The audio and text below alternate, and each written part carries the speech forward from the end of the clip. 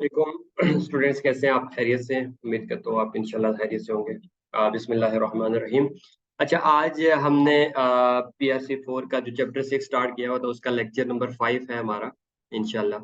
कल तक हमने जो चीज़ें डिस्कस की थी वो आई होप कि आप लोगों ने रिवाइज की होंगी।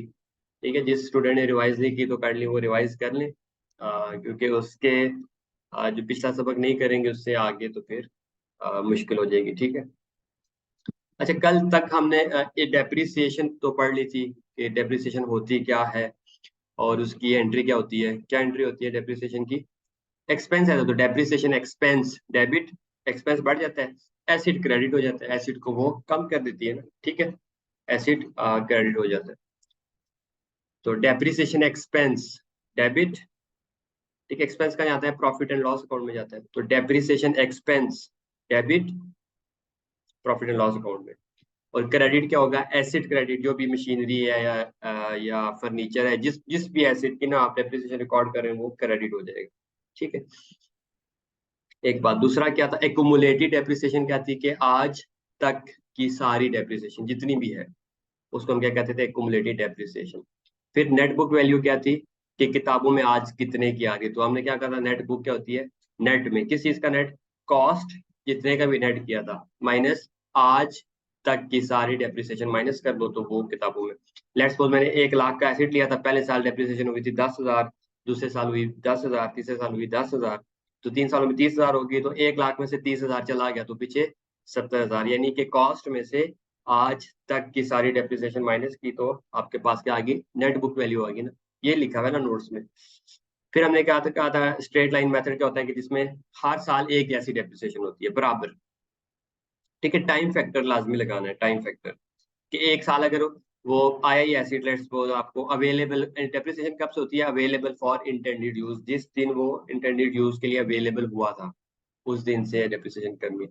तो अगर पहले साल में यूजली ये होता है कि कभी पूरा साल नहीं भी होता, 6 महीने होता है, 8 महीने, 9 महीने, 12 महीने, सॉरी 11 महीने, जितना भी साल पूरा नहीं होता, तो साथ हम क्या करते थे? मल्टीप्लाई टाइम फैक्टर से मल्टीप्लाई करते थे। ठीक है, 1 महीना हुआ है तो 1/12, 2 हुआ है तो 2/12, बाकी वही कैलकुलेशन थी। फिर डेप्रिसिएशन का फॉर्मूला हमने स्ट्रेट लाइन में क्या पढ़ा था? Cost minus scrap value divided bye useful life. और हमने कहा अगर रेट निकालना हो तो रेट कैसे निकालेंगे? तो रेट का फॉर्मूला हमने पढ़ा था, रेट इज इक्वल टू। ठीक है, बुक खोलें जरा, क्या हमने पढ़ा था फॉर्मूला रेट का? उसमें भी आपको ये चीज बता देता हूँ कि अगर आपकी स्क्रैप वैल्यू नील है, ठीक है, तो रेट हमने क्या कहा था? कॉस्ट, सॉरी, रेट हमने पढ़ा था cost minus scrap value divided by cost multiply useful life. ठीक है जी, मैं आपको स्क्रीन भी शेयर कर देता हूँ। स्ट्रेट लाइन में हम जाते हैं। अगर ये चीजें इसलिए बता रहा हूँ, वैसे इसी तरह भी हमारा काम चल जाएगा। एक्स्ट्रा चीजें इसलिए बता रहा हूँ कि क्योंकि हमने क्या कहा था? आगे FR1 में से इस टॉपिक में से 20 नंबर का सवाल आएगा। ऑब्वियसली ये तो एक छोटा हिस्सा है इसका, इसमें मजीद एडिशन आप पढ़ेंगे और वो पूरा 20 नंबर का सवाल आएगा। तो इसलिए बेस आपकी स्ट्रांग होना जरूरी है। तो रेट हमने क्या कहा था? Depreciable amount divided by cost multiply useful life. ठीक है जी। तो यहाँ पे एक और चीज आपको वैसे बता दूं, तो ये हमने क्या कहा था? डेप्रिशिएबल अमाउंट किसके बराबर होती है? कि कॉस्ट माइनस स्क्रैप वैल्यू, ऐसा ही है ना? Divided by cost multiply useful life, है ना? यूएल लिख देते हैं। इसका मतलब है कि कॉस्ट माइनस स्क्रैप वैल्यू, अगर किसी कंपनी एसेट की स्क्रैप वैल्यू नहीं है, कॉस्ट माइनस जीरो, ये है ही नहीं, divided by cost multiply useful life.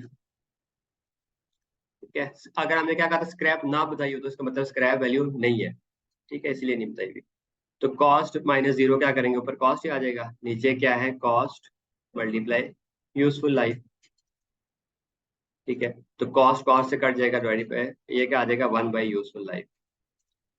ठीक है, अगर आपकी रेजिडुअल वैल्यू नहीं है तो आप सिंपल क्या कर सकते हैं? वन रेट कैसे निकालेंगे? Rate is equal to 1/, useful life. अगर स्क्रैप वैल्यू नहीं है तो rate is equal to 1/, useful life. अगर किसी मशीनरी की 10 साल जिंदगी है, स्ट्रेट लाइन की बात करो, तो 1/10, तो ये आपके पास आ जाएगा कितना? 0.1, यानी 10%। यानी कि कॉमन सेंस है ना, 120 by useful life, useful life का 10 साल है तो इसका मतलब कि 10% आया, यानी कि पहले साल भी 10% होगा, दूसरे साल भी 10, तीसरे साल ऐसा करते करते 10% खत्म होते होते आखिर में जीरो की रह जाएगी, क्योंकि जीरो ही रहना ना आखिर में, क्यों? क्योंकि स्क्रैप वैल्यू जीरो है। अगर मैं कहता हूँ 5 साल जिंदगी है तो 120/5 करेंगे तो ये कितना आ जाएगा? 20%। यानी कि पहले साल भी मतलब 100 के कितने होते हैं? 20। 100 में कितने 20 होते हैं? या वो मुहावरा है ना, कितने 20 का 100 होता है तो 5। तो यानी कि 5 साल जिंदगी है। ठीक है, तो 1/5 किया तो 20% आया, मतलब कि पहले साल 20% एप्रिशिएट होगा, दूसरे साल फिर 20, तीसरे साल फिर 20, चौथे साल फिर 20 और 5वें साल, यानी कि 5 सालों में खत्म हो जाएगा। तो ये आप वैसे कॉमन सेंस की आपको दे रहा हूँ कि यार अगर तो रेट स्ट्रेट लाइन, ये स्ट्रेट लाइन का फॉर्मूला है, बाकी किसी में मेथड में नहीं लगता, स्ट्रेट लाइन मेथड। कि अगर कोई कहे ना इसकी 20% उसकी स्ट्रेट लाइन पे है डेप्रिसिएशन, तो उसकी लाइफ कितनी होगी? तो हम क्या करते हैं, हमने कहा rate is equal to 120 by, अगर स्क्रैप नहीं है तो तब ये फॉर्मूला चलेगा, 120 बाई यूजफुल लाइफ। ठीक है जी। तो रेट वो कहते हैं 20% है, 1/यूजफुल लाइफ बताओ, तो कौन सी मुश्किल है? ये यहाँ पे चला जाएगा, ये यहाँ पे आ जाएगा, 1/20%, तो ये कितना आ जाएगा? 5 ईयर्स। तो आप उसको कह सकते हो 5 साल इसकी जिंदगी है। ठीक है जी, तो इसमें कोई ऐसी रॉकेट साइंस नहीं है, ये एक नई वैसे मैंने चीज आपको बताई। बहरहाल ये हमने कल स्ट्रेट लाइन का कर लिया था, और मैंने आपको क्या कहा था, ये वाले क्वेश्चन एग्जाम्पल करके आनी है, एग्जाम्पल 5 और एग्जाम्पल 6 और एग्जाम्पल 7 में मैंने कहा था कि यार ये जो सा एसिड जो सा है वो 1 मई को परचेज हुआ है, तो यानी कि जनवरी फरवरी मार्च अप्रैल 4 महीने नहीं होगा, तो बाकी 8 महीने होगा, तो इसलिए इसकी 8/12 डेप्रिसिएशन रिकॉर्ड करें। ठीक है, ये स्ट्रेट लाइन, इस पे अभी हम मजीद एग्जाम्पल्स करेंगे तो क्लियर हो जाएगी इंशाल्लाह। आज हमने एक नया मेथड स्टार्ट करना है, जिसको हम क्या कहते हैं, रिड्यूसिंग बैलेंस मेथड। इस मेथड से पहले एक छोटी सी चीज मैं कहता हूँ कि आप, इस मेथड से पहले एक छोटी सी चीज आपको एक्सप्लेन कर देते हैं।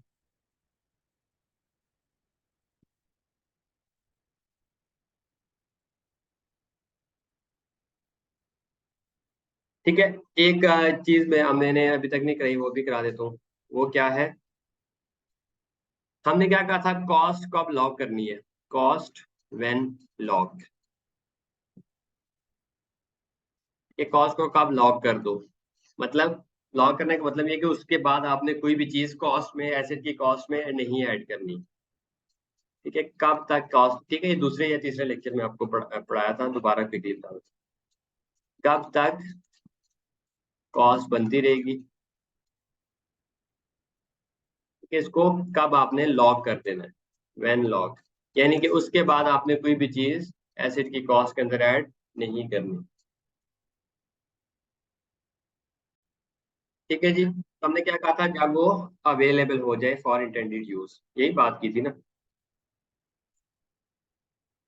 अवेलेबल फॉर इंटेंडेड, ये एक ऐसा पॉइंट है ना, ये एक ऐसी डेट है एसिड की जिंदगी में। ठीक है, बड़ी इंपॉर्टेंट बात है, ध्यान से लिख ले, याद कर ले, ये आपको पूरे सीए के करियर में काम आए। ये एक ऐसी तारीख है, IS 16 में जितने भी एसिड्स आते हैं उन एसिड्स की बात करो, एक ऐसी डेट है एसिड की जिंदगी में जहां तक, जिस डेट तक जो पिछले जितने भी कॉस्ट होती है वो ऐड होती चली जाती है, सब्जेक्ट टू डेट क्राइटेरिया, वो फिल्टर ही होता है ना कि नॉन रिफंडेबल टैक्स ड्यूटीज और डायरेक्टली एट्रीब्यूटेबल एक्सपेंसेस और ये वो चीजें, वो क्राइटेरिया तो आपने याद रखने हैं। एक ऐसी डेट है एसिड की जिंदगी के अंदर जहां तक कॉस्टें ऐड होती रहती हैं, सब्जेक्ट टू डेट क्राइटेरिया जो हम पहले ही पढ़ चुके हैं। ठीक है, कोई अगर रिफंडेबल टैक्स है या एडजस्टेबल है तो वो नहीं ऐड होगा, नॉन रिफंडेबल या नॉन एडजस्ट ऐड होगा। इसी तरह कोई एडमिन एक्सपेंसेस है, एम्प्लॉय ट्रेनिंग कॉस्ट, वो मैंने सारे आपको बताया हुआ है, वो चीजें ऐड नहीं होगी। बाकी जो ऐड होने वाली चीजें उनकी बात करूँ, ठीक है, जो ऐड होने वाली चीजें हैं वो सारी की सारी ऐड होती चली जाएंगी, किस डेट तक? When acid available for intended use, जिस नीयत के लिए आपने एसिड लिया है ना, जिस नीयत ये थी कि लेट्स सपोज फैन लिया है कि यार वो हमें फिट हो जाएगा फैन और वो हवा देगा, गाड़ी लिया है कि गाड़ी मेरे पास आ जाएगी और मैं उसको यूज करूंगा, बेशक इस्तेमाल करूं या ना करूं अलग मसला है, अवेलेबल हो गया फॉर इंटेंडेड यूज। ठीक है, ये डेट बहुत ज्यादा इंपॉर्टेंट है, सबसे इंपॉर्टेंट। क्यों भला? दो चीजें, यहां तक कॉस्ट ऐड होती रहती हैं। ठीक है, इसके बाद कोई कॉस्ट ऐड नहीं होती।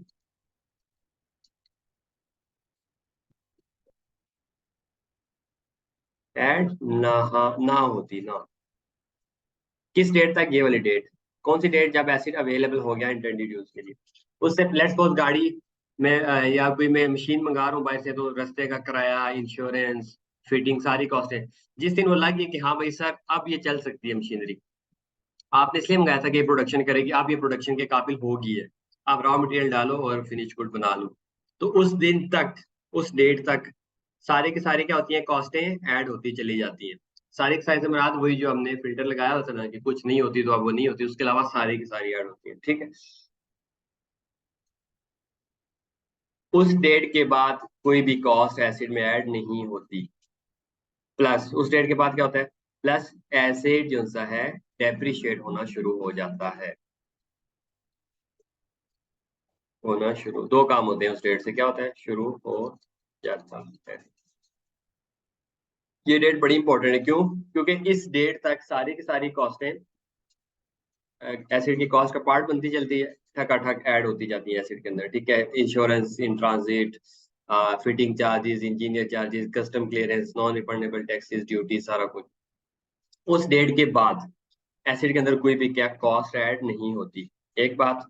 और दूसरा, उसी दिन से, उसी डेट से क्या होता है, एसिड डेप्रिशिएट होना शुरू हो जाता है। कल हमने ये पढ़ा था ना कि डेप्रिसिएशन कब से स्टार्ट करो, कब से स्टार्ट करो, जिस दिन वो अवेलेबल फॉर इंटेंडेड यूज हो गया है। इस्तेमाल हो, यूज हो या ना हो, वो अलग मसला है। अवेलेबल हो गया तो आपने डेप्रिसिएशन स्टार्ट, तो ये आपने याद रखना है। ठीक है, ये डेट वेरी इंपॉर्टेंट है कि किस दिन वो अवेलेबल फॉर इंटेंडेड यूज होगा, उस दिन कॉस्ट ऐड करना बंद, उस दिन से।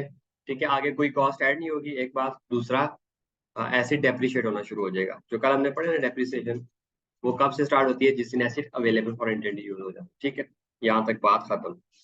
ये एक कॉन्सेप्ट था आज के लेक्चर का, कॉन्सेप्ट वन। आज के लेक्चर का कॉन्सेप्ट टू एक बड़ा इंटरेस्टिंग कॉन्सेप्ट है, रेवेन्यू वर्सेस कैपिटल एक्सपेंडिचर। ठीक है जी, बड़ा मजेदार कॉन्सेप्ट आपको देखेंगे। रेवेन्यू एक्सपेंडिचर, ठीक है, एक्सपेंडिचर ऑन एसिड्स की दो टाइप्स है, एक्सपेंडिचर ऑन एसिड्स, इसकी दो टाइप्स हैं, रेवेन्यू एक्सपेंडिचर और दूसरा कैपिटल एक्सपेंडिचर। ठीक है, ये आपकी बुक में कॉन्सेप्ट लिखा हुआ है, इसलिए आपको एक्सप्लेन करना जरूरी है, और बड़ा अच्छा कॉन्सेप्ट है, रियल लाइफ में ये बड़ा एप्लीकेबल है। ठीक है, एसिड के ऊपर दो तरह के खर्चे हो सकते हैं। ठीक है, एक्सपेंडिचर ऑन एसिड, एसिड है सारी बात है, एसिड के ऊपर भी खर्चा हो सकता है या नहीं, ये तो नहीं है आपने गाड़ी ली और बस वो इतनी अच्छी गाड़ी थी कि चलती रही, ना उसमें कभी पेट्रोल डलवाया, ना कभी आपने उसके टायर चेंज किए, ना उसकी कभी ट्यूनिंग कराई, ना उसका कोई इंजन का मसला है वो भी ठीक नहीं कराया, बस चलती रही, ऐसा तो नहीं होता। कोई भी एसिड है उसको मेंटेनेंस की जरूरत होती है। ठीक है, तो एसिड पे एक्सपेंस दो तरह का हो सकता है। पहला एक्सपेंस वो होता है जो रेवेन्यू एक्सपेंडिचर कहते हैं। रेवेन्यू एक्सपेंडिचर लिख लें, वो एक्सपेंडिचर होते हैं जो मेंटेनेंस के लिए जरूरी है।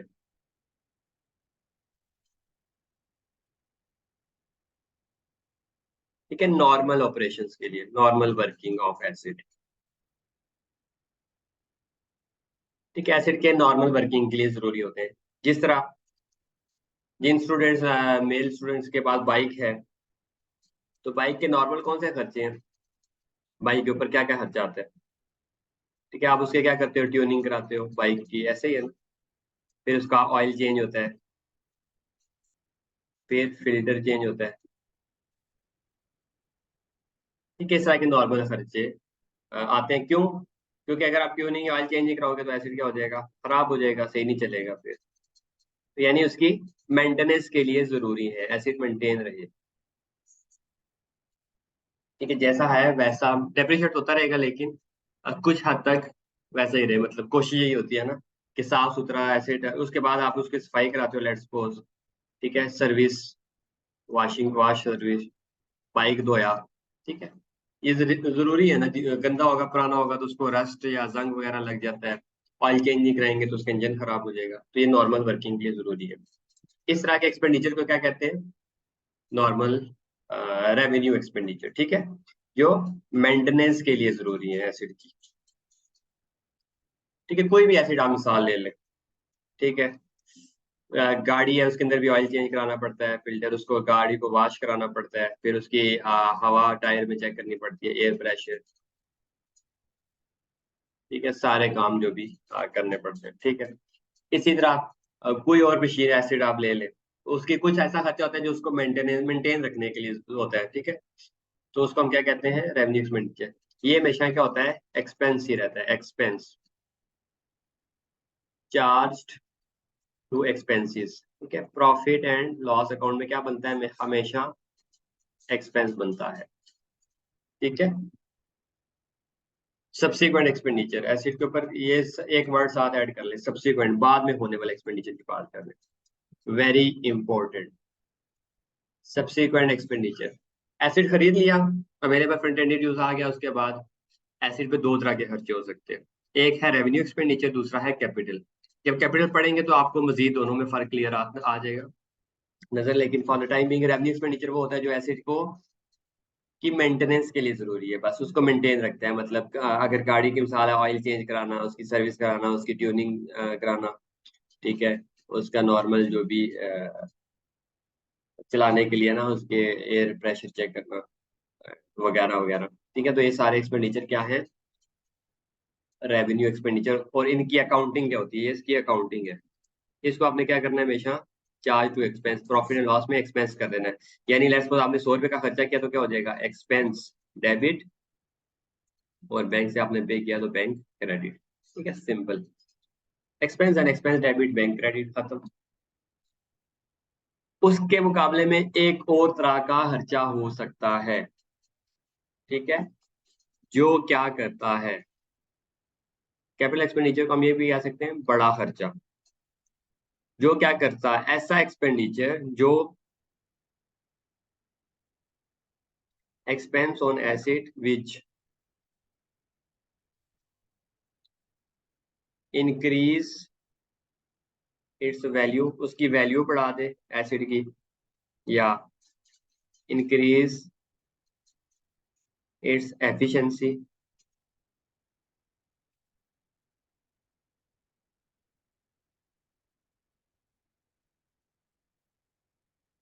या इंक्रीज इट्स यूजफुल लाइफ, ठीक है। ऐसा कोई बड़ा खर्चा जो एसिड की ना, उसने एसिड की वैल्यू बढ़ा दी। क्या जब ये रेवेन्यू एक्सपेंडिचर में सोचे, आप बाइक का ऑयल चेंज करते हैं तो बाइक की कीमत बढ़ जाती है, या कोई भी मशीन है, ठीक है, उसका आप ऑयल चेंज करते हैं या उसकी सफाई कराते हैं तो उसकी कीमत बढ़ती है? नहीं, बल्कि वो तो मेंटेनेंस के लिए जरूरी है ना, मेंटेनेंस एक्सपेंडिचर है। उसके मुकाबले में ऐसा एक्सपेंडिचर जो एसिड की वैल्यू बढ़ा दे, या उसकी एफिशिएंसी, काम करने की सलाहियत बढ़ा दे, या उसकी जिंदगी बढ़ा दे, तो वो एक्सपेंडिचर क्या होता है? उसको क्या कहते हैं? कि भाई ये कैपिटल एक्सपेंडिचर है। और कैपिटल एक्सपेंडिचर हमेशा क्या होता है? ऐड होता है एसिड की कॉस्ट में, add in cost of acid. इसकी मिसाल लेता हूँ, पहले इसकी अकाउंटिंग सीख लेते हैं। एसिड की कॉस्ट में ऐड हो जाता है, यानी कि आप ये एंट्री नहीं पास करेंगे एक्सपेंस डेबिट टू बैंक, आप क्या करेंगे? लेट्स सपोज मैंने 100 रुपये लगाया और एसिड की कॉस्ट, वो कैपिटल एक्सपेंडिचर था, मिसाल आपको देता हूँ, तो आप क्या करेंगे? कैपिटल एक्सपेंडिचर है तो एसिड डेबिट बैंक क्रेडिट। पहले हमने क्या करा, बात पढ़ी कि यार एसिड के अंदर जो है उस डेट तक अवेलेबल कंटेंट यूज, उसके बाद कोई खर्चा ऐड नहीं होगा, लेकिन उसकी एक एक्सेप्शन है, क्या? रेवेन्यू एक्सपेंडिचर तो ऐड नहीं होगा, बिल्कुल, वो उसकी मेंटेनेंस के लिए जरूरी है, वो नहीं करोगे तो एसिड खराब होगा, ठीक नहीं होगा, उसकी वैल्यू नहीं बढ़ेगी। लेकिन कुछ ऐसे एक्सपेंस होते हैं जो क्या करते हैं? एसिड की वैल्यू बढ़ा देते हैं, ठीक है, या उसकी इंक्रीज इन एफिशिएंसी बढ़ा देते हैं, या उसकी यूजफुल, इन तीनों में से कोई भी चीज बढ़ा दे तो उसको क्या करते हैं? एक्सपेंस नहीं करते, बल्कि एसिड की कॉस्ट के अंदर ऐड करते हैं। तो एसिड क्या हो जाता है? डेबिट, और जो भी आपने बैंक से या कैश से पे किया या पे करना है तो कैश या PayPal what ever credit. Main चीज क्या है कि एसिड की सब्सिक्वेंट है, हालांकि हमने मना किया कि यार बाद वाला कोई एक्सपेंस ऐड नहीं करना, लेकिन ये एक एक्सेप्शन है कि अगर वो खर्चा उसकी वैल्यू बढ़ा दे, एफिशिएंसी बढ़ा दे या यूजफुल लाइफ बढ़ा दे, तो आपने क्या करना है, वो खर्चा भी उसके अंदर ऐड कर देना है। फॉर एग्जाम्पल, अब इसकी मिसालें सुन लें कैपिटल एक्सपेंडिचर की। आपने एक कार ली, ठीक है, 5 साल यूज की, 5 years यूज। उसके बाद क्या हुई उसकी वैल्यू, उसके टायर्स क्या हुए, ओल्ड हो गए, पुराने हो गए टायर। अब आपने गाड़ी के टायर नहीं लगवाए हैं, तो उससे उसकी क्या होती है, वैल्यू बढ़ जाती है। ऐसा है कि नहीं? ये लोगों ने गाड़ियां रखी है ना, गाड़ी अक्सर जो खरीदने जाते हैं देखते हैं इसके टायर या उसकी पोजीशन कैसी है। अगर पुराने टायर है तो कहते हैं यार अच्छा आपसे हम ना 8 लाख की गाड़ी लेंगे, लेट्स सपोज, तो यार 1 लाख रुपए के तो मुझे टायर लगवाने पड़ जाएंगे, 4 टायर नए है ना, ठीक है, जो भी अलॉय रिम। तो आप मुझे ना गाड़ी आ, सस्ती बेचो और 7 लाख की बेचो, यानी कि उसका उसकी कीमत के ऊपर भी असर पड़ रहा होता है।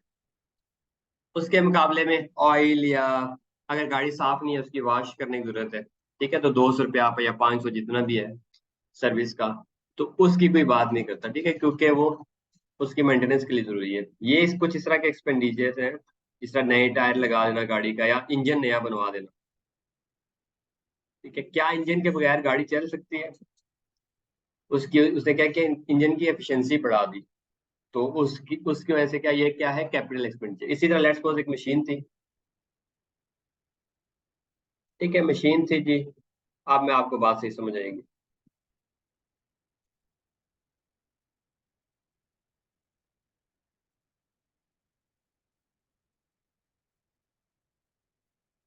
ये मशीन थी जी, हमने मशीन लाई थी, इंपोर्ट की थी। उसकी कैपेसिटी थी 2000 kg प्रोसेसिंग करना, ठीक है। एक मशीन थी जो रॉ मटेरियल के ना, जिसके अंदर दो दो जो से हैं, लेट्स सपोज कंपोनेंट्स थे, ठीक है। 1000 kg यहाँ पे प्रोसेस होता था, 1000 kg यहाँ पे रॉ मटेरियल प्रोसेस होता था, ठीक है, जो बड़ी बड़ा एक प्लांट होता है। अब हमने क्या किया, हमने 10 लाख रुपए लगाए या 10 मिलियन कह लो, और एक और जो है उसमें कंपोनेंट ऐड कर दिया, तो अब उसकी क्या हुई, ठीक है, ये एक नया कंपोनेंट, न्यू कंपोनेंट भी उसके अंदर ऐड किया। अब उसकी क्या हुई, मशीन की जो प्रोसेसिंग कैपेसिटी है वो बढ़ गई है, यानी 1000 से मजीद बढ़ गई है, ठीक है। तो इसकी क्या होगी, अब 3000 kg प्रोसेसिंग। तो अब ये जो खर्चा किया आपने उसके अंदर, मशीन के अंदर एक नया कंपोनेंट फिट किया, जिसकी वजह से उसकी क्या हुई है, इन तीन चीजों में से देखें, एसिड की वैल्यू बढ़ गई है, बिल्कुल बढ़ गई है, एफिशिएंसी भी बढ़ गई है, ठीक है। लेट्स सपोज एक पंखा था, फैन की बात करें, तो वो या एसी, कोई भी चीज है, तो उसमें आपने क्या किया, एक कोई नया कंपोनेंट लगा दिया, उससे उसकी स्पीड तेज होगी, एफिशिएंसी तेज होगी, ठीक है। या जिस तरह मैंने कहा टायर की मिसाल दी, नए टायर लगाए तो उसकी यूजफुल लाइफ जो उनसी टायर्स की इंक्रीज होगी, कि यार वैसे पुराने टायर 1 साल और चलते हैं, नए टायर 5 साल चलेंगे, या वैल्यू बढ़ गई। तो इस तरह के एक्सपेंडिचर को क्या कहते हैं, कैपिटल एक्सपेंडिचर। तो ये एसिड की कॉस्ट में ऐड होते हैं। समझ आ गई? मशीन थी, उसकी 2 यूनिट्स थे, 1000 kg यहाँ पे प्रोसेसिंग होती थी, 1000 यहाँ पे, ठीक है, और ये मशीन की कीमत थी लेट्स सपोज 20 मिलियन। अब आपने क्या किया, इस साल एक नया कंपोनेंट इंपोर्ट किया, न्यू कंपोनेंट, और वो भी साथ फिट कर दिया। अब मशीन की क्या हुई, कैपेसिटी या एफिशिएंसी बढ़ गई।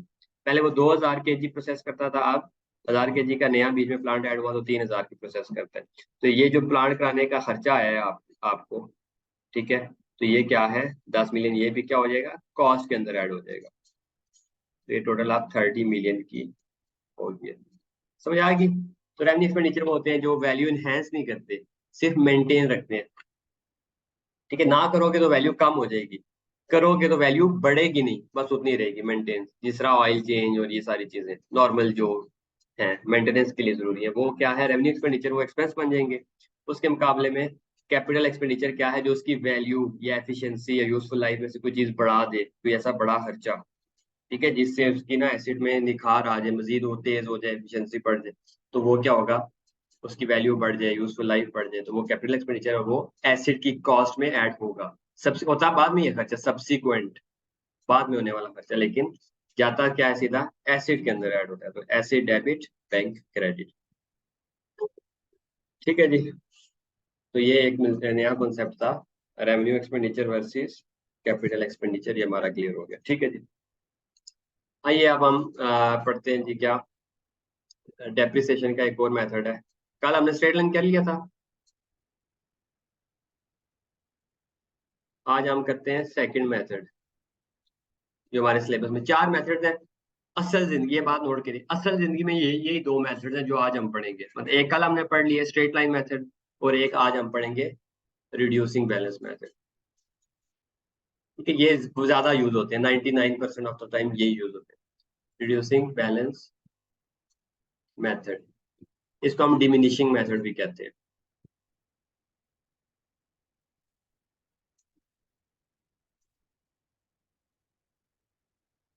ठीक है, रिड्यूसिंग बैलेंस RBM, या इसको रिटर्न डाउन वैल्यू मेथड भी कहते हैं।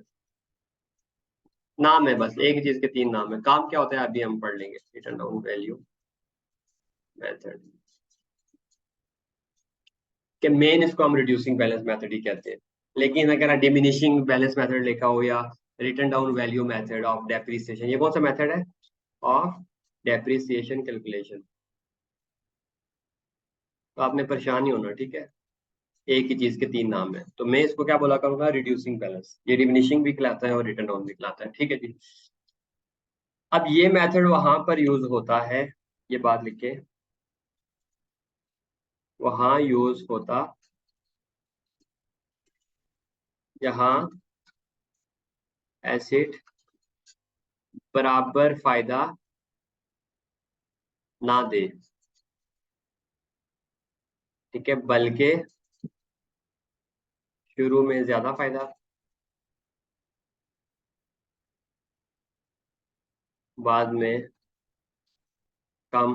ठीक है, मतलब शुरू में पहले साल ज्यादा फायदा देगा, अगले साल उससे कम, बाद में मजीद, बाद में उससे कम, एंड सो ऑन। ठीक है, यानी कि ये मेथड स्ट्रेट लाइन क्या था कि हर साल बराबर फायदा मिलता है, तो हर साल बराबर बराबर, पहले साल भी 10,000 वैल्यू में कमी आई, दूसरे साल भी, तीसरे साल भी, चौथे साल, पांचवें साल। लेकिन रिड्यूसिंग बैलेंस वो वहां यूज होता है जहां एसिड जो है वो बराबर फायदा नहीं देता, बल्कि पहले साल बहुत ज्यादा फायदा दिया, अगले साल उससे कम, ठीक है, फिर बाद में उससे कम। यानी कि हर साल जो है पिछले साल की निस्बत फायदा कम। चले इंग्लिश में लिख लेते हैं, आप क्या कहेंगे सर जो है वो कैसे चार्टर्ड अकाउंटेंट इंग्लिश में नहीं आती, ठीक है। तो every year the benefit will decrease, benefit of asset जो है एसिड का benefit will decrease compare to last year.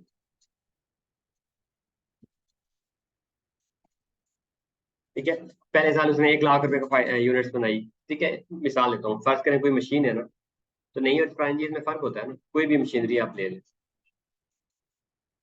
ठीक है, तो पहले साल जो है फर्स्ट ईयर उसने क्या किया जी, उसकी ना मशीन जो सी है वो 95% एफिशिएंट थी। एफिशिएंट रेशियोज ये, ठीक है, ये अलग से रेशियोज निकालते हैं, ये कॉस्ट डिपार्टमेंट की सारी बात होती है, वो निकाल के बताता है क्या मशीन बड़ी फिट है जी, जो हम उसको देते हैं 95% एफिशिएंसी है उसकी। ठीक है, यानी 5% रॉ मटेरियल वेस्ट करती है, बाकी 95 प्रोसेस कर लेती है, बड़ी अच्छी मशीन है जी। अगले साल कहते हैं अच्छा इस साल थोड़ी सी पुरानी होगी, अब इसकी एफिशिएंसी 90% रहेगी। फिर तीसरे साल मजीद कम होगी है, 80% रह गया या 85, फिर उससे अगले 80%, फिर 75 एंड सो ऑन। ठीक है, यानी कि ये रिड्यूसिंग बैलेंस मेथड समझ आया कि कहाँ यूज होता है? उन एसिड्स के लिए जो एक जैसा फायदा नहीं देते, बल्कि शुरू में ज्यादा फायदा देते हैं, फिर ऐसा ऐसा वक्त के साथ साथ ना वो उनका फायदा कम होता चला जाता है। ठीक है, फॉर एग्जाम्पल कोई मशीनरी थी, तो आपने पहले साल इंस्टॉल की, बड़े फिट चलती थी, ठीक है, बिजली भी कम यूज करती थी, और 95% एफिशिएंट थी, यानी 5% से वेस्ट करती थी रॉ मटेरियल। अगले साल थोड़ी पुरानी होगी, जहरी बात है, तो एफिशिएंसी कम हुई, बिजली भी ज्यादा यूज करी, उससे अगले साल करते ही करते होती है ना, बहुत पुरानी मशीन जो उनकी होती है, या पुराने एसी आप देख लें, नए एसी जो उनसे हैं वो कितने फिट आए हुए हैं, ठीक है, 3 टन का एसी है, उतनी बिजली नहीं खाता जितने पुराने जमाने के विंडोज एसी खाते थे। तो यानी कि शुरू में ज्यादा फायदा, पर आखिर में कम फायदा, कम होता चला जाता है, तो इसीलिए इस फायदे को क्या कहते हैं? फायदा कम हो रहा है तो मतलब फायदा रिड्यूस होता है, तो इसको हम रिड्यूसिंग बैलेंस मेथड कहते हैं। ठीक है जी, समझ आ गई। तो रिड्यूसिंग बैलेंस वहां पे यूज होता है जहां पे एसिड शुरू में ज्यादा फायदा देगा, फिर ऐसे ऐसा फायदा कम हो जाएगा, इसीलिए शुरू में डेप्रिसिएशन ज्यादा, आखिर में कम। डेप्रिसिएशन तो जितना फायदा देगा उतना ही डेप्रिशिएट होगा ना, तो शुरू में क्या होगा? ये बात आप नोटिस करेंगे, ठीक है, ये लिख लें, आपको नोटिस करेंगे। शुरू में ज्यादा डेप्रिसिएशन, फिर अगले साल कम, फिर कम, और फिर उससे कम। ठीक है, ये चीज हम ऑब्जर्व करेंगे इंशाल्लाह, जब सवाल करेंगे तो हमें पता चलेगा यार अच्छा पहले साल तो बड़ी ज्यादा डेप्रिसिएशन थी, अगले साल उससे कम हुई, तीसरे साल उससे कम हुई, चौथे साल उससे कम हुई। ठीक है, तो इसीलिए डेप्रिसिएशन क्या हो रही है, reduce. Depreciation is reducing every year. ठीक है, ये हम प्रूव करेंगे, तो परेशान नहीं होना। इसलिए हम इसको क्या कहते हैं, रिड्यूसिंग बैलेंस मेथड। कि पहले साल की डेप्रिसिएशन ज्यादा होगी, अगले साल की कम, उससे अगले साल की कम, तो ये क्या हो जाएगा, रिड्यूस होती है। इसीलिए इसका नाम क्या है, रिड्यूसिंग बैलेंस या डिमिनिशिंग। डिमिनिश भी क्या होती है, क्या होता है, कम होते जाना, तो इसको हम डिमिनिशिंग बैलेंस मेथड भी कहते हैं। ठीक है, अब इस मेथड के कुछ कवायदो जवाबित लिख लेते हैं, rules. Rules for reducing balance method. ठीक है, ये बड़े अहम रूल्स हैं। ठीक है, मतलब जो जो हम करेंगे ना, वो मैं आपको ना रूल की फॉर्म में लिखवा देता हूँ ताकि आप भूल ना जाए। पहला, rate is must, rate is mandatory, यानी आपने लाजमी रेट निकालना है। ठीक है, फार्मूला क्या है रेट का, उसमें हम क्या करते थे, स्ट्रेट लाइन में रेट निकालना जरूरी नहीं था, आप दूसरा फार्मूला भी यूज कर सकते हैं। क्या, cost minus scrap value divided bye useful life, तो वो डेप्रिसिएशन फॉर द ईयर आ जाती है। हाँ, अगर टाइम फैक्टर लगाना है तो मल्टीप्लाई 1/12, 2/12, वट एवर जो भी करना है वो कर लो। ठीक है, तो इस तरह हम कर लेते थे, रेट लाजमी नहीं था। इसमें आपने रिड्यूसिंग बैलेंस में क्या करना है, रेट इज मैंडेटरी, यानी रेट आपने लाजमी निकालना है। और रेट का क्या फॉर्मूला है, रेट इज इक्वल टू 1 - ठीक है, यूजफुल लाइफ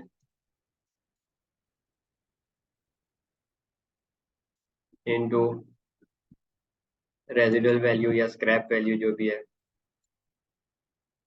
ठीक है,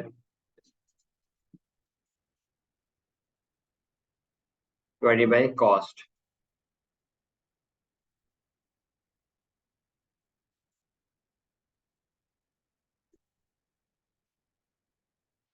ठीक है, इसको हम ये भी कर सकते हैं, 1 - रेजिडुअल वैल्यू।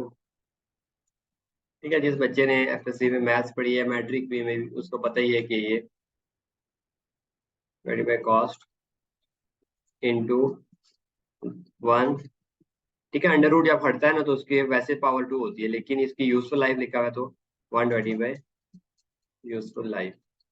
ये इसका फॉर्मूला है जी। यहाँ से आप क्या करेंगे, रेट निकालेंगे।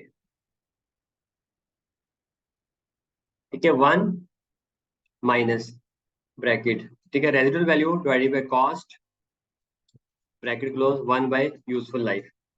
ठीक है, इससे आप क्या करेंगे, आपका रेट निकल आएगा। हमेशा आपने, हमने क्या कहा, पहला स्टेप क्या है, रेट लाजमी है, रेट। ठीक है, स्ट्रेट लाइन में रेट ना निकालें तो तब भी काम चल जाता है। गिवन हो तो अच्छी बात है, कॉस्ट के ऊपर रेट लगा दो। इसमें क्या, रेट लाजमी निकालना है। ठीक है, गिवन है तो फिर नहीं निकालना, अगर सवाल में गिवन है तो मतलब ठीक ठीक गिवन होगा। ये दो बातें याद रख लें। क्या दो बातें, अच्छा, लेट्स सपोज रेजिडुअल वैल्यू नील है तो क्या करेंगे। ठीक है, ए जी। ठीक है, रेजिडुअल वैल्यू अगर जीरो है तो क्या करेंगे, तो जीरो पे अगर कॉस्ट डिवाइड करेंगे तो क्या आ जाएगा, इन्फिनिटी आंसर आ जाएगा। यानी अगर इसमें रेजिडुअल वैल्यू नहीं है तो आपने क्या करनी है, एज्यूम करनी है कि वो 1 है, 1 लिखना है। ठीक है, ये बात याद रखनी है, बड़ी इंपॉर्टेंट बात। क्या, रिड्यूसिंग बैलेंस मेथड में ये फार्मूला आप यूज करेंगे, 1 - residual value divided by cost multiply. अगर रेजिडुअल वैल्यू नहीं है तो उसमें हम स्ट्रेट लाइन में क्या करते थे, रेजिडुअल वैल्यू नहीं है तो हम जीरो लिख देते थे। यहाँ पे आपने जीरो लिखा तो कोई भी चीज जीरो से डिवाइड हो जाएगी, जीरो डिवाइडेड बाय एनीथिंग क्या होगा, आंसर जीरो ही आएगा ना, सारा कुछ मतलब जीरो हो जाएगा। ठीक है, तो इसलिए आपने क्या करनी है, अगर रेजिडुअल वैल्यू नहीं बताई हुई है, उन्होंने क्या, नील रेजिडुअल वैल्यू, रेजिडुअल वैल्यू है ही नहीं, उसने खुद कह दिया कि जीरो है, लेकिन आपने यहाँ पे जीरो नहीं लिखना बल्कि 1 लिखना है, ताकि आपका फार्मूला फेल ना हो जाए। ठीक है, ये एक इंपॉर्टेंट बात है। तो आप क्या करेंगे, अगर रेजिडुअल वैल्यू नहीं है तो 1, लेट्स सपोज 1 लाख रुपया उसकी कॉस्ट है और 10 साल जिंदगी, तो आप क्या करेंगे, 1 माइनस रेजिडुअल वैल्यू क्या है, जीरो, तो जीरो नहीं लिखेंगे आप, उसकी जगह 1 लिखेंगे। कॉस्ट क्या है, 1 लाख, और 10 साल जिंदगी है तो 1/10।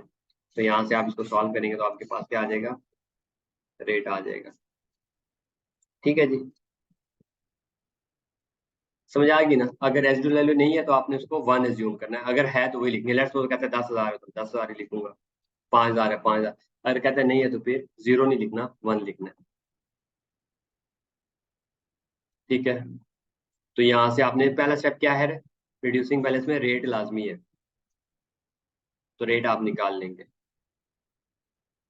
ठीक है, एक और बात बतानी थी वो जहन से निकल गई। चलिए अगले सवाल में जब कहीं पे आएगी तो इंशाल्लाह ओवरऑल जब हम टॉपिक पूरा कर लेंगे फिर इंशाल्लाह कोई ऐसी चीज नहीं बचेगी जो हमें नहीं आती हो, जो पेपर में आ सकती है, वो सारा कुछ इंशाल्लाह हम कवर कर लेंगे।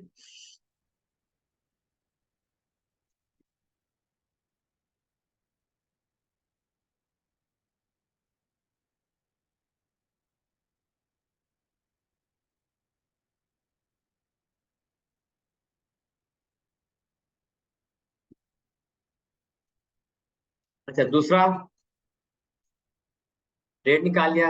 Rate is always applied on, किस पर रेट अप्लाई करना है, रिटर्न डाउन वैल्यू पर, वैल्यू या नेट बुक। ये सबसे इंपॉर्टेंट चीज है, इसमें अगर स्टूडेंट ने गलती की पूरा सवाल गलत होगा। रेट आपने किस पे अप्लाई करना है, रिटर्न डाउन वैल्यू या नेट बुक वैल्यू पे। यानी डेप्रिसिएशन कैसे होगी,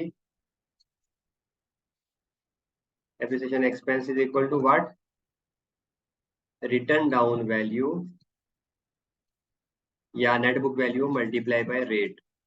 ठीक है, और रेट कैसे निकालना है ये ऊपर हम देख चुके हैं। ठीक है, तो आपने रेट किससे मल्टीप्लाई करना है, रेट इज ऑलवेज अप्लाइड, मतलब अप्लाई का मतलब मल्टीप्लाई करना। रेट किससे मल्टीप्लाई होगा, हमेशा रिटर्न डाउन वैल्यू से, और फिर आपकी डेप्रिसिएशन आएगी। स्ट्रेट लाइन में हमने क्या किया था, आइए देखते हैं। ये बड़ा ही इंपॉर्टेंट फर्क है, याद रखिएगा, ध्यान से सुने। ठीक है,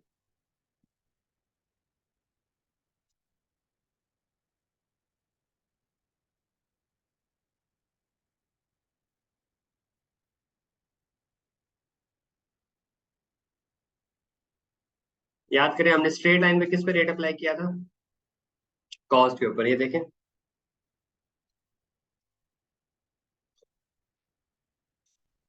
स्ट्रेट लाइन में कॉस्ट के ऊपर रेट अप्लाई होता है। ठीक है, कॉस्ट के ऊपर। डेप्रिसिएशन क्या होती है, कॉस्ट के ऊपर रेट अप्लाई होता है। रिटर्न डाउन वैल्यू में रिटर्न डाउन वैल्यू के ऊपर रेट अप्लाई होगा। ठीक है, कॉस्ट के ऊपर रेट अप्लाई नहीं करना वरना सवाल पूरा गलत हो जाएगा। ठीक है, स्ट्रेट लाइन में क्या होता है, कॉस्ट मल्टीप्लाई रेट। ठीक है, और रेट का तरीका भी दूसरा निकालने का। उसके मुकाबले में रिटर्न डाउन वैल्यू पे डेप्रिसिएशन कैसे निकालनी है, कॉस्ट के ऊपर जो सा है नहीं अप्लाई करना, बल्कि रिटर्न डाउन वैल्यू के ऊपर रेट अप्लाई करना। ठीक है, ये बात हमने पहले पढ़ी थी, कॉस्ट के ऊपर। स्ट्रेट लाइन में क्या होता है, कॉस्ट के ऊपर अप्लाई करना है, रिड्यूसिंग बैलेंस में आपने रिटर्न डाउन वैल्यू के ऊपर रेट अप्लाई करना। तो दो स्टेप्स हैं अभी, दो रूल्स। क्या दो रूल्स लिखवाए आपको, पहला रूल है कि रेट लाजमी निकालना है। ठीक है, वहां पे रेट नहीं होता तो हम यूजफुल लाइफ से काम चला लेते हैं। यहाँ पे रेट निकालना है, और रेट में अगर रेजिडुअल वैल्यू नहीं है तो आपने 0 नहीं लिखनी बल्कि 1 लिखना है ताकि फॉर्मूला सही हो। और दूसरा, आपने रेट हमेशा किस पे अप्लाई करना है, नेट बुक वैल्यू पे या रिटर्न डाउन वैल्यू मेथड के ऊपर आपने रेट अप्लाई करना है। और दूसरा ये है कि अगर सवाल में रेट गिवन हो तो वही यूज करना है। ठीक है, रूल आपको बता रहा हूँ, rate is given in question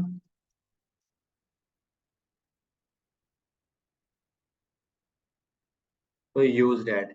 ये नहीं कहना कि एग्जामिनर ने गलत निकाला है या ठीक निकाला है, सवाल में गिवन है तो वही आपने रेट यूज कर लेना है। ठीक है, आपके लेवल पे इस तरह के मसले नहीं आएंगे, बल्कि ये कोई ऐसा मसला नहीं है जो एग्जामिनर टेस्ट करेगा। तो अगर सवाल में रेट गिवन है तो आपको ये सारा काम नहीं करना, बल्कि क्या करना है, सिर्फ रिटर्न डाउन वैल्यू बनानी है, उसके ऊपर रेट निकालना। रिटर्न डाउन वैल्यू का तो आपको पता है क्या होती है, कॉस्ट माइनस एक्यूमुलेटेड डेप्रिसिएशन, आज तक की डेप्रिसिएशन। रिटर्न डाउन वैल्यू के ऊपर आपने रेट लगाना है बस, और डेप्रिसिएशन निकाल लेनी है। ठीक है जी,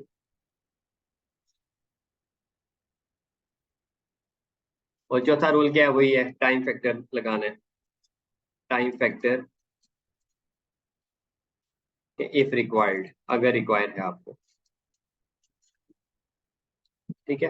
अगर एसिड पूरा साल यूज ना हो,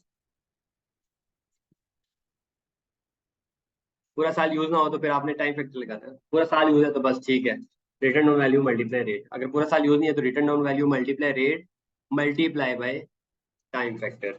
यानी 2 महीने यूज हुआ है तो 2/12, 3 महीने हुआ है तो 3/12, 4 महीने हुआ है तो 4/12।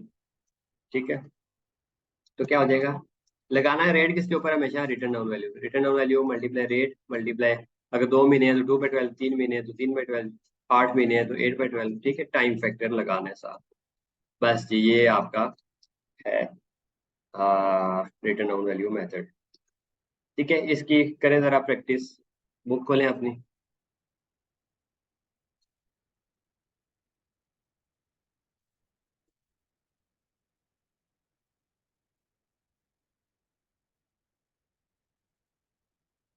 ठीक है, सवाल एग्जाम्पल ऐड करते हैं।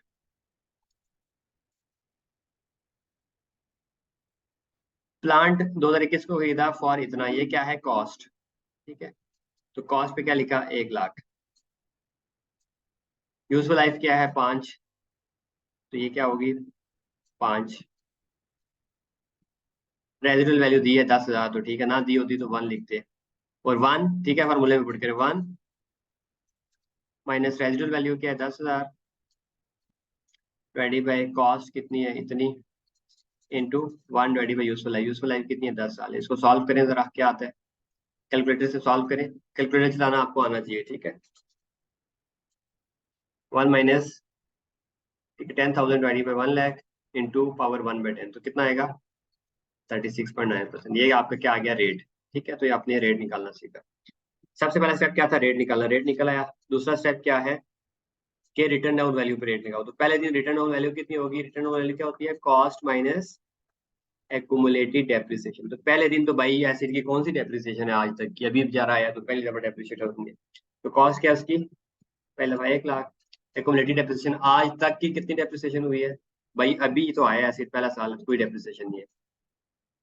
ठीक है, ये return down value multiply rate 36.9 करें जरा, मल्टीप्लाई क्या आता है, लाख के ऊपर 36.9 करेंगे तो 36,900। ये क्या है, depreciation expense for first year, पहले साल की डेप्रिसिएशन। ठीक है, देखिए उसने भी इतनी निकाली है।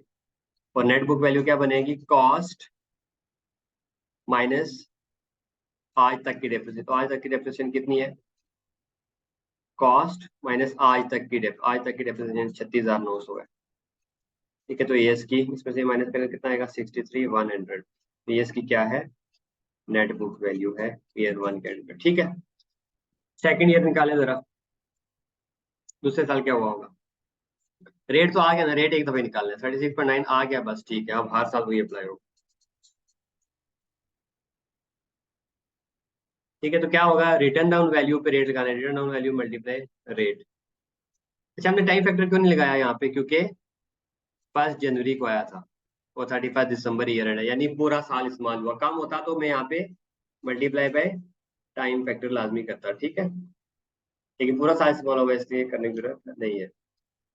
अब अगली यहाँ क्या है, रिटर्न डाउन वैल्यू पे रेट लगाओ। रिटर्न डाउन वैल्यू क्या है, कॉस्ट माइनस आज तक की डेप्रिस। आज तक तो अभी तक 1 साल ही डेप्रिशिएट हुआ है, तो 36,900। उसके ऊपर रेट कितना है, 36.9%। करे जरा, क्या आंसर आता है, कि 23,284। ठीक है, ये दूसरे साल की क्या है, डेप्रिसिएशन। तीसरे साल की क्या होगी, थर्ड ईयर। रिटर्न वैल्यू क्या है, कॉस्ट माइनस आज तक की डेप्रिसिएशन। तो आज तक की कितनी डेप्रिसिएशन हुई है, 36,900 ये हुई है, माइनस 23,284 ये हुई है, 23,000 आज तक की डेप्रिसिएशन माइनस की, ये क्या हो गया, return on value, cost minus accumulated depreciation. Return on value पे 36.9% लगाएंगे जरा, क्या आता है, 14,600। ठीक है, तो तीसरे साल की डेप्रिसिएशन होगी। तो तीसरे साल की नेट बुक वैल्यू क्या होगी, कॉस्ट, तीसरे साल के आखिर में कॉस्ट तो वही है, कॉस्ट माइनस आज तक की डेप्रिसिएशन। तो आज तक की डेप्रिसिएशन कितनी है, 36,900 प्लस 23। ठीक है, क्या करें यहाँ पे दूसरे कलर से, आज तक की डेप्रिसिएशन कितनी है, 36,900 ये प्लस 23,284 दूसरे साल की और 14,692 तीसरे साल। इन तीनों को माइनस करें जरा, इन तीनों को आपस में सम करें, क्या आता है? 78 सॉरी 74,876 तो कॉस्ट माइनस एक्यूमुलेटेड आज तक की डेप्रिसिएशन। तो नेट बुक वैल्यू क्या बनी तीसरे साल के आखिर में? लाख में से दिए गया तो 25,124। ठीक है, ये 25,124। तो इस तरह आपने ये बाकी साल भी कंप्लीट करने हैं। ठीक है, सिंपल है। रिड्यूसिंग बैलेंस में क्या करना है? सबसे पहले रेट निकालना है। रेट में अगर रेजिडुअल वैल्यू नहीं दी हुई तो वन एज्यूम करनी है, दी है तो बस वो बिस्मिल्लाह जो दिया है वो यूज करें। और अगर रेट ही डायरेक्ट दिया तो फिर तो ये काम निकालने की जरूरत नहीं है। रेट जो दिया है बस वही आपने यूज करना है, ये नहीं कहना ये गलत है कि ठीक है पता नहीं, जो दिया है बस रेट लगा दे। और रेट किस पर लगाना है? रिटर्न डाउन वैल्यू पर। स्ट्रेट लाइन में क्या करते थे? कॉस्ट पे रेट लगाते थे, यहाँ पे return down value. Return down value multiply rate. Return down value क्या होती है? उस दिन की रिटर्न डाउन वैल्यू, मतलब साल के आखिरी दिन कैलकुलेशन करते हैं ना। ये बात याद रखनी है क्या, कि डेप्रिसिएशन की कैलकुलेशन क्या होती है? जब फाइनेंशियल स्टेटमेंट बनाते हैं ना, अगर एक बंदा बेचारा रोज ही डेप्रिसिएशन की कैलकुलेशन करेगा तो टाइम जाया करेगा। ठीक है, साल में 365 दिन है, 365 दफा कैलकुलेशन करेगा तो वो समझो अक्कल से पैदल लगे। आपने क्या करना है? साल के आखिरी दिन बैठ के, जिस दिन फाइनेंशियल स्टेटमेंट ही क्लोज होती, उस दिन बैठ के सारी की सारी, एक फार्मूला ही तो है, बस रेट निकाल लेना है और रिटर्न डाउन वैल्यू पे मल्टीप्लाई कर देना है। तो cost minus accumulated depreciation return down value, return down value पर आपने रेट निकालना है। तो ये वाला क्वेश्चन आपका होमवर्क है दोबारा।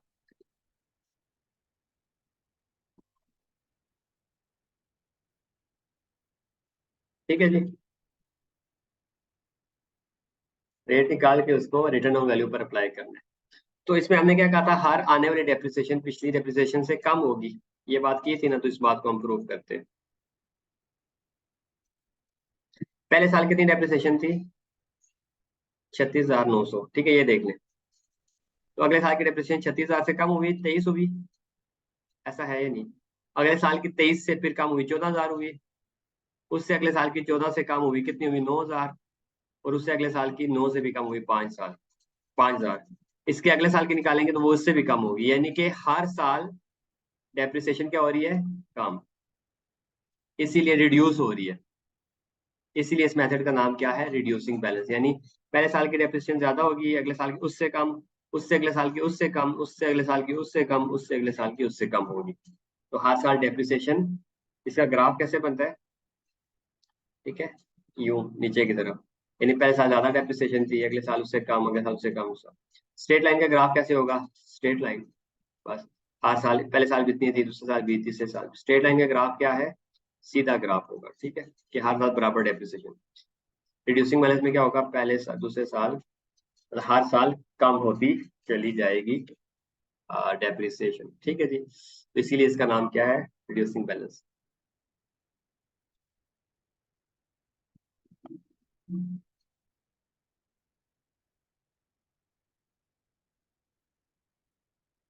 अच्छा, आगे आपने एग्जाम्पल 9 जो सी है वो होमवर्क है आपका। ठीक है, एग्जाम्पल 9 आपका होमवर्क है। तो आप ये कल करके, ये आज का लेक्चर इतना ही रखते हैं, फिर आगे जो है, अभी मेरी एक मीटिंग है अर्जेंट इंशाल्लाह, तो बाकी कल हम पढ़ेंगे। ठीक है, एग्जाम्पल 9 आपका क्या है? होमवर्क। इसमें देखें रेट गिवन है, तो रेट गिवन है तो फिर पीछे मसला ही कोई नहीं है, बस रिड्यूसिंग बैलेंस के ऊपर आपने रेट लगाते चले जाना है। कल इंशाल्लाह हम पढ़ेंगे अगले लेक्चर में, ये और भी एक दो तरह के मेथड्स हैं हमारे सिलेबस में, तो वो हम पढ़ लेंगे। ठीक है, तो कल तक ये अपना ख्याल रखिएगा, मैंने जारी रखिए, इंशाल्लाह कल मुलाकात होगी। टेक केयर, अल्लाह हाफिज।